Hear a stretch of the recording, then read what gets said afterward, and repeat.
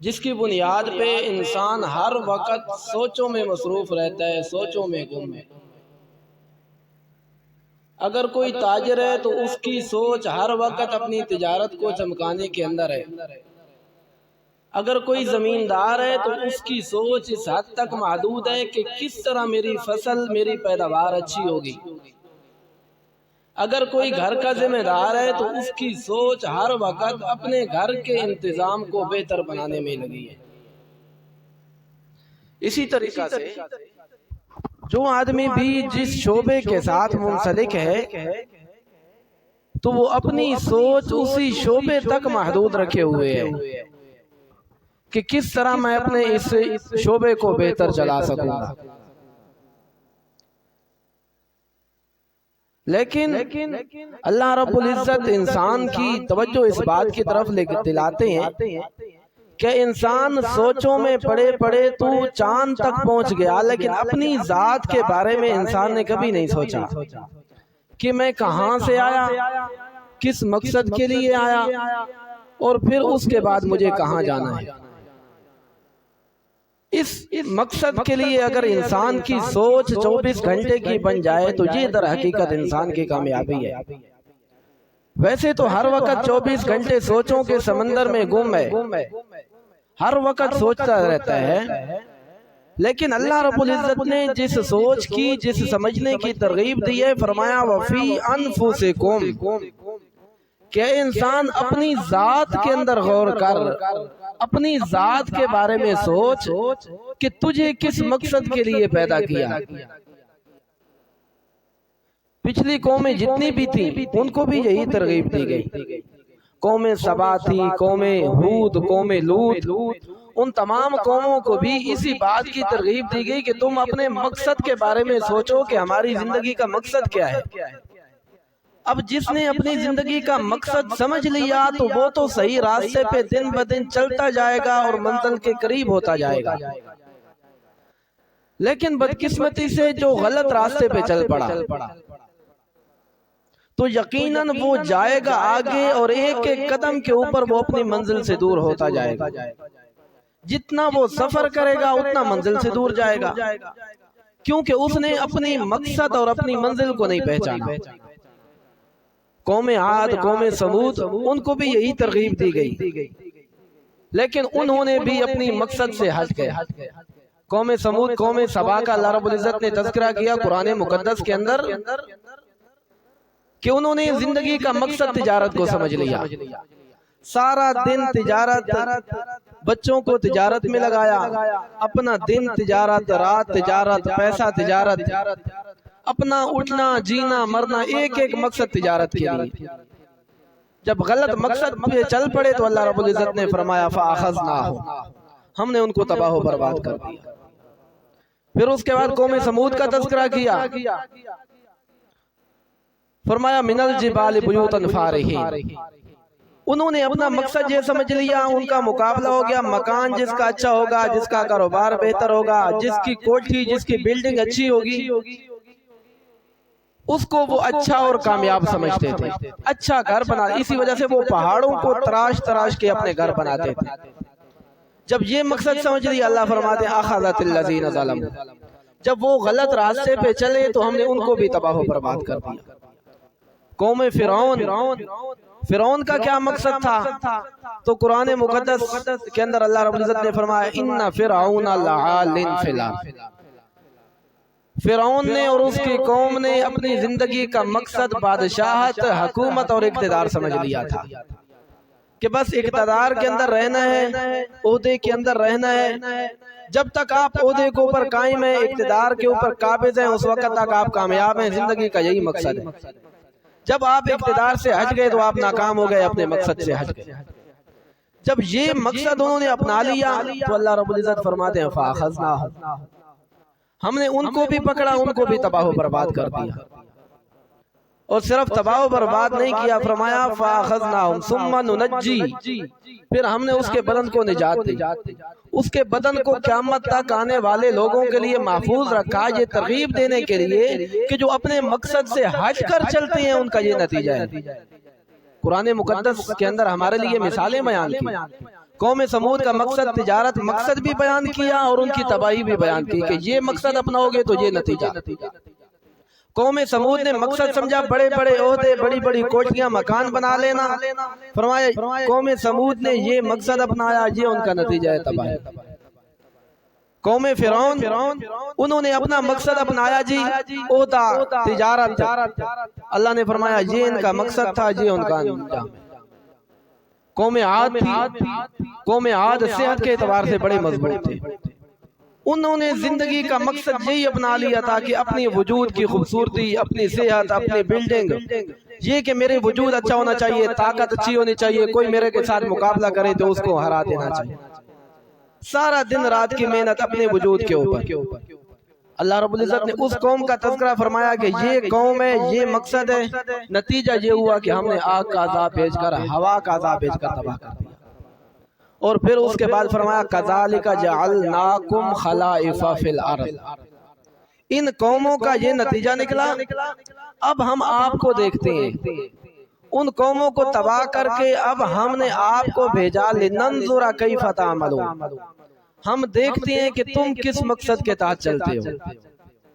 یعنی کہ پچھلی قوموں کا تذکرہ کر کے ان کا مقصد اور حال بیان کیا، فرمایا یہ مقصد ہیں، یہ نتیجے ہیں۔ اب تم نے خود سوچ سمجھ کے قدم رکھنا ہے کہ پہلی قوموں والے مقصد کو لے کر چلنا ہے یا جو حقیقی زندگی کا مقصد ہے اس مقصد کو لے کر چلنا ہے۔ یہ امت محمدیہ کو اللہ رب العزت نے فرمایا لننظر کیف تعملون۔ اب سب سے آخر پہ ہم امت محمدیہ کو پیدا کر کے یہ دیکھنا چاہتے تھے کہ یہ کس مقصد کے لیے اپنی زندگی کو گزارتی ہے۔ کچھ لوگ تو دنیا کے اندر ایسے ہیں جنہوں نے سمجھا کہ ہماری زندگی کا مقصد محض کھانا پینا چلنا پھرنا ہے، دنیا کی سہولیاتیں، آسائش اور آرائش ہیں۔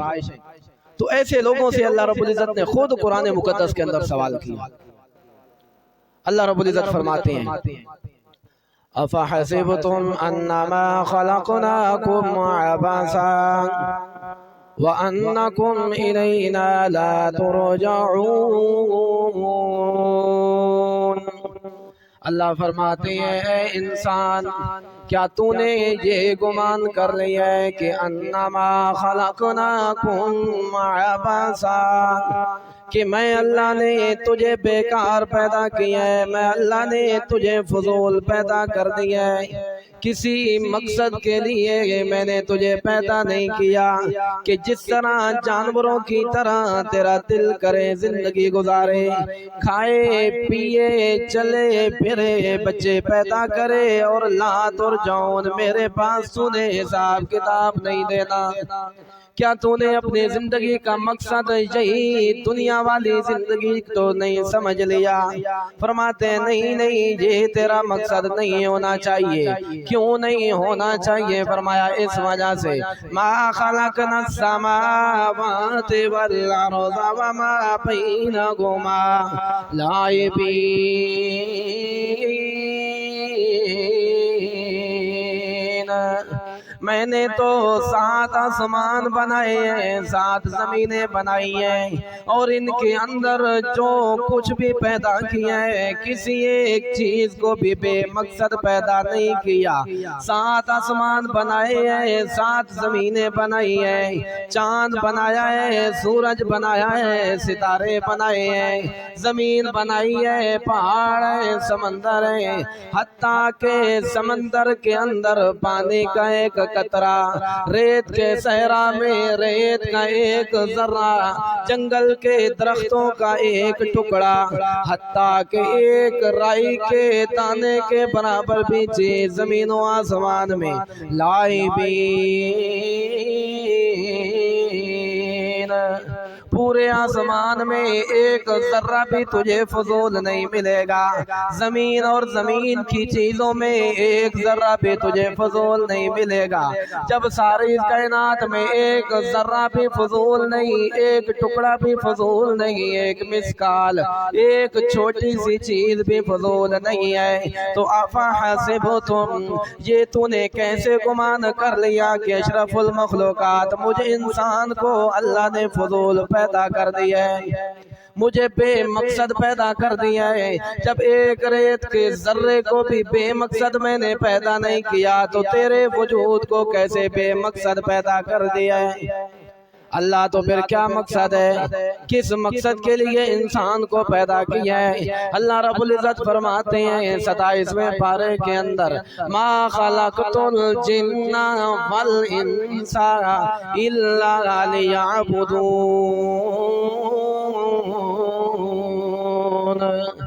اللہ فرماتے ہیں میں نے تمام کے تمام انسانوں کو، تمام کے تمام جنوں کو اور کسی مقصد کے لیے پیدا نہیں کیا، بلکہ تمام کا ایک ہی مقصد تھا، لیعبدون۔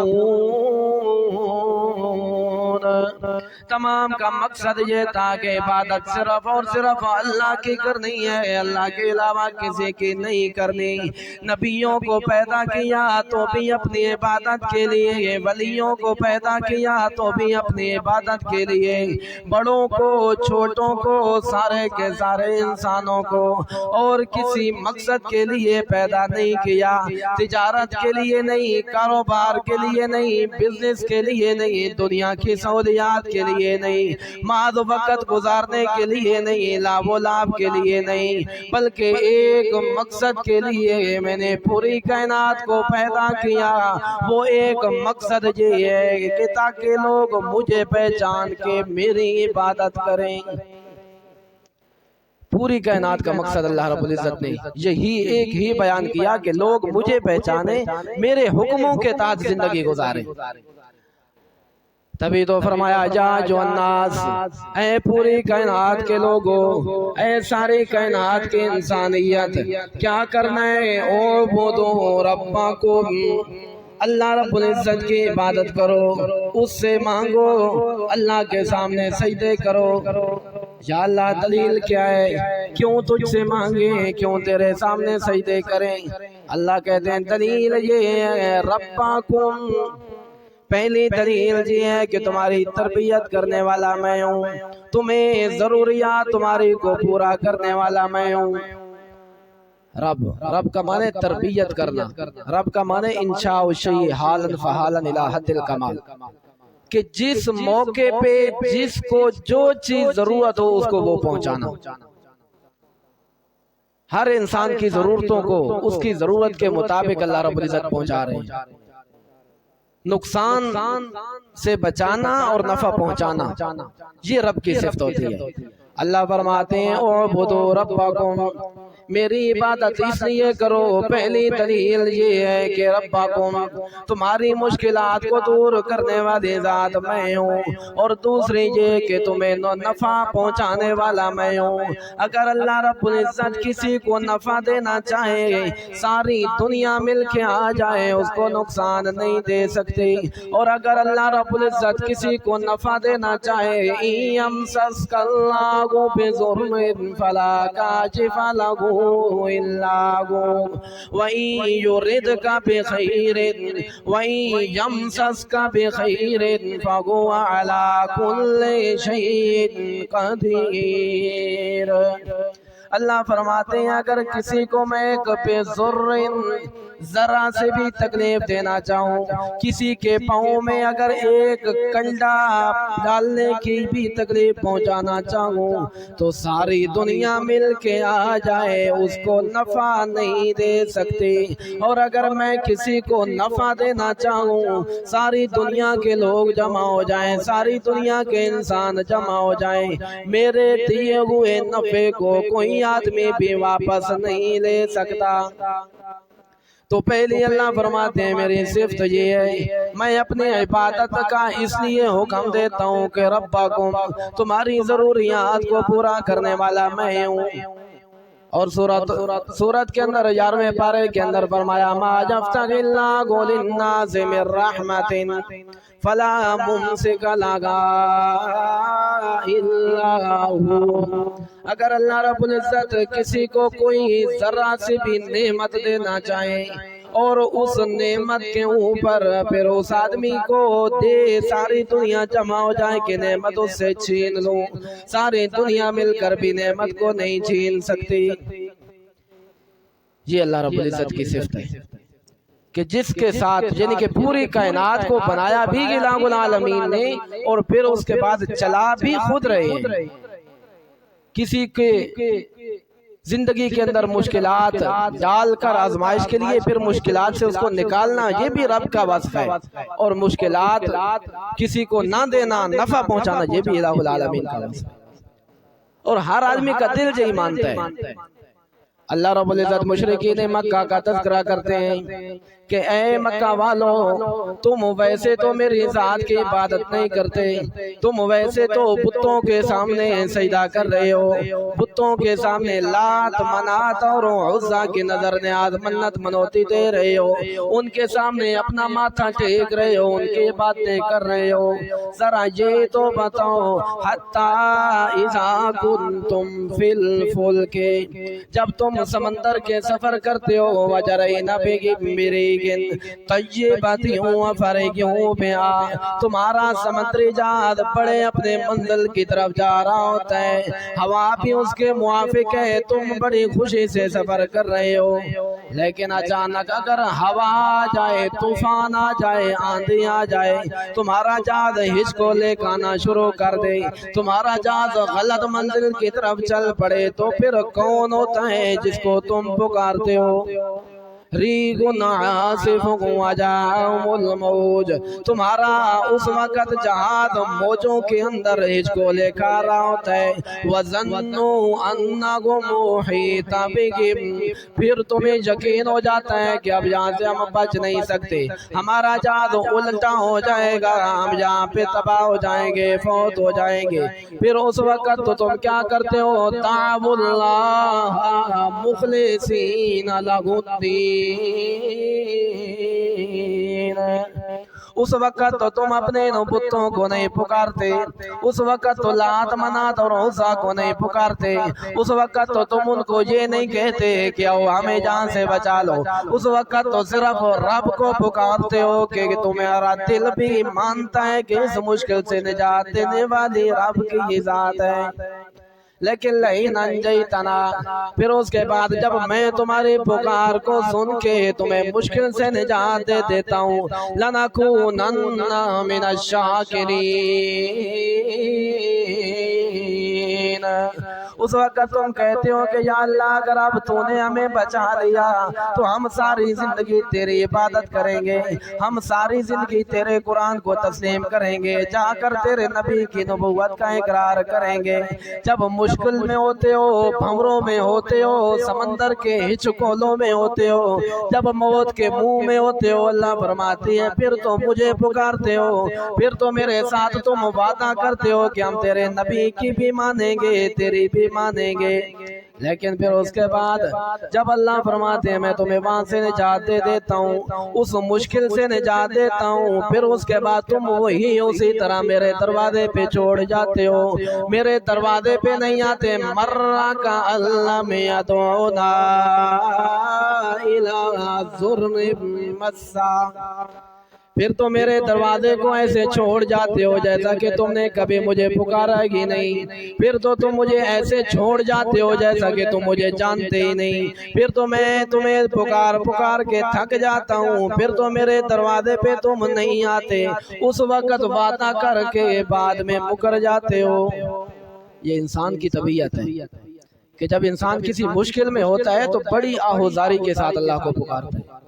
پھر اس کے بعد نماز کا بھی پابند یہی ہے. جب آدمی بیمار ہوتا ہے تو اس وقت انسان کی یہی طبیعت ہوتی ہے. پھر اس کے بعد پہلے ڈاکٹروں کے پاس بھاگا، کبھی ایک ڈاکٹر کے پاس، پھر دوسرے کے پاس، کبھی طبیب کے پاس، کبھی حکیم کے پاس، کبھی لاہور جا رہے، کبھی پنڈی جا رہے اپنے مریض کو لے کر.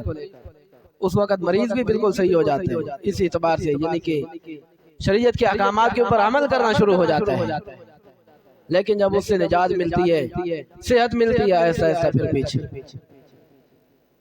اللہ فرماتے ہیں اذا مس الانسان الضر، جب میں کسی انسان کو کوئی تکلیف دیتا ہوں، جب میں کسی انسان کو بیمار کر دیتا ہوں، جب کسی انسان کو عارضی طور پہ صحت چھین کے بیماری دے دیتا ہوں، تو پھر اس کے بعد کیا کرتا ہے؟ دعانا لجنبی او قائدا او قائما، پھر اس کے بعد رات کو جاگ آتی ہے تو بھی مجھے پکارتا ہے، دن کو اگر بستر پہ سویا ہوتا ہے پھر بھی مجھے پکارتا ہے، اپنی پاسا تبدیل کرتا ہے پھر بھی مجھے پکارتا ہے۔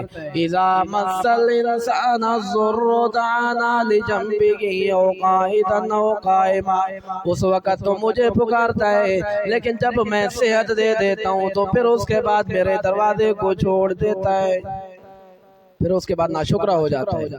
امن یجیب المضطر اذا دعا، اللہ رب العزت فرماتے ہیں ذرا بتاؤ تو صحیح ہے کون یجیب المضطر، جو کسی مشکل میں پھنسے ہوئے کو مشکل سے نجالتا ہے، مشکل سے نجات دینے والا کون ہے؟ فرمایا امن ہے کوئی، وَيَكْشِفُ السُّوءَ وَيَجْعَلُكُمْ خُلَفَاءَ الْأَرْضِ، تمہاری رزق میں وسعت پیدا کرنے والا، تمہاری مرض کو صحت سے، صحت کو مرض سے بدلنے والا، تمہارے کاروبار کو نقصان سے نفع دینے والا، پھر نفع سے پھر دوبارہ نقصان کے اندر بدلنے والا۔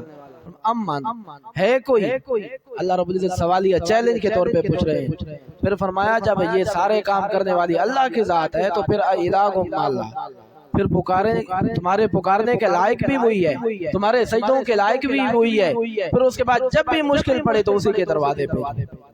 تو میرے عرض کرنے کا مقصد یہ ہے کہ دنیا کے اندر بے شمار قومیں آئیں، انہوں نے اپنی زندگی کے مختلف مقاصد سمجھے۔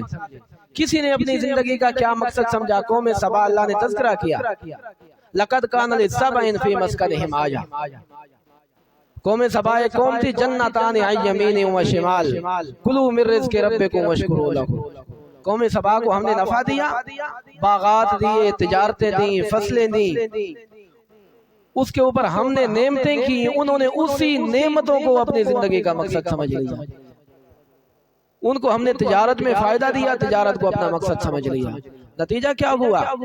سیل العرم وبدلناہم بجنتیہم جنتین، ہم نے ان کی زمین سے پانی کو کھینچ لیا، پانی کو ہم نے ماؤکم غورا فمن یاتیکم بماء معین، پانی اس زمین سے خشک ہو گیا، جس کی وجہ سے ان کی فصلیں سب سے پہلے تباہ ہو گئی، فصلیں تباہ ہونے کے بعد اس کے اندر کانٹے، بوٹیاں، نقصان دہ مواد اس کے اوپر ہوا، پھر اس کے بعد قوم کو تباہ کر دیا، غلط مقصد کی طرف چل پڑی۔